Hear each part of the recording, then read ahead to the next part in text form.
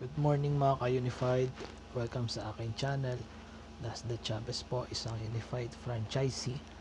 Ngayong umaga ituturo ko sa inyo kung paano mag-encode ng Malayan Insurance sa ating Unified app. Click lang natin ang Unified icon sa ating cellphone. Okay. Since nakalagin na ang username at password ko, click natin yung upper left corner ng screen. Hanapin ang insurance.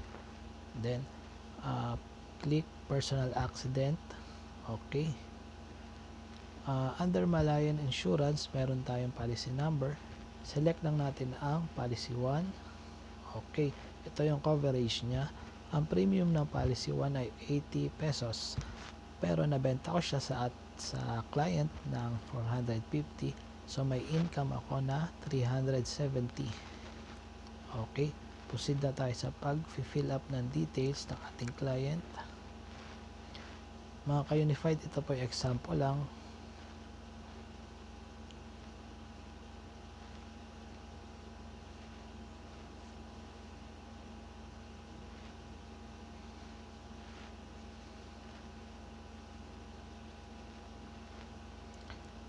Mga ka-Unified, iwasan po natin magkamali sa spelling at sa mga dates para hindi mahirapan mag-claim ang ating client.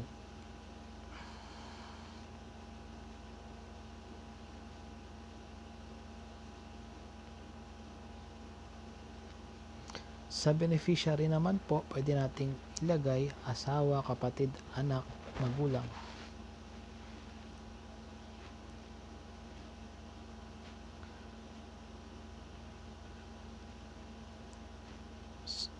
Sa case ko po, nilagay ko yung anak.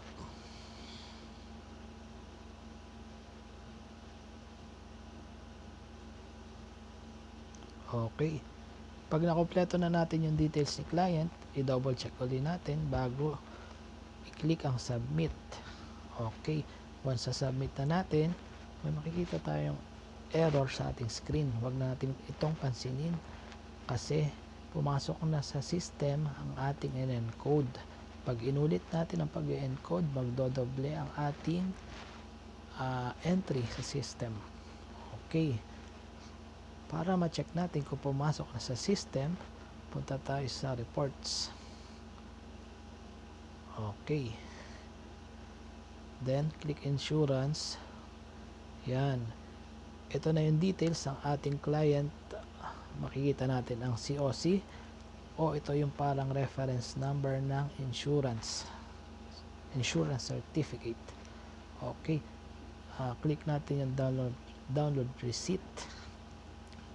Okay. Once after natin maklik yung download receipt,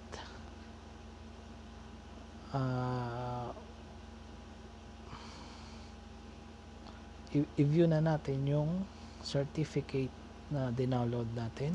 Punta tayo sa downloads. Okay.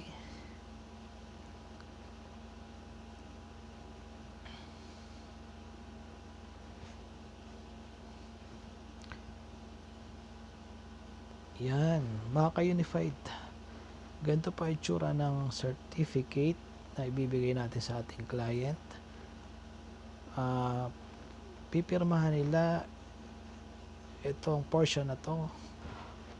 Yan, signature over printed name of the insured, not valid without signature. Okay. After nyo mapirmahan, i-xerox natin para may copy tayo. At syempre, sa client natin yung original. Okay. That's it mga ka-Unified.